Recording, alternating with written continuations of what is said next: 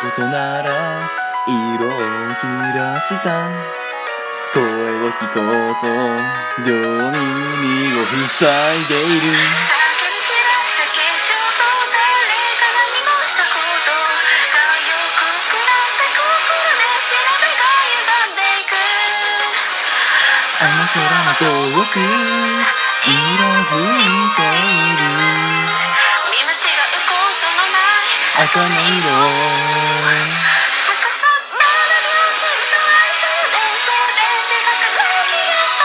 まるで隠そうとするように駆け落ちる濡れた歯車心はダフに合わない人間まが錆びついてしまうよ巻き戻せぬ術もなく僕ら生きれないまま見上げるそんな気がしただけの空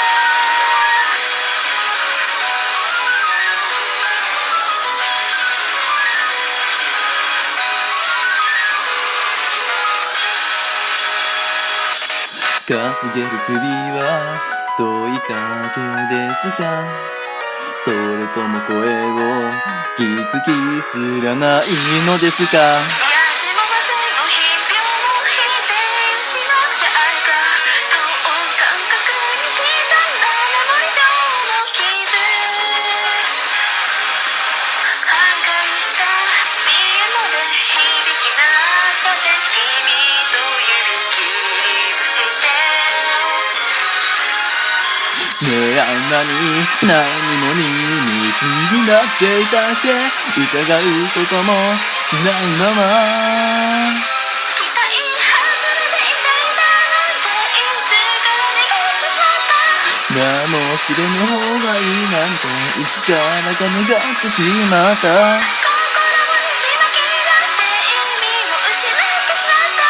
何一つも動かせない今日と押しつぶすように広がるそんな光にかけの空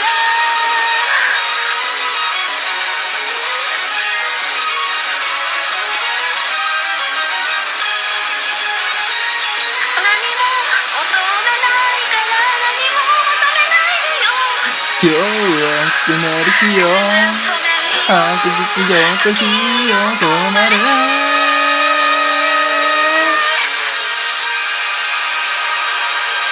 逆さに針を仕込んで全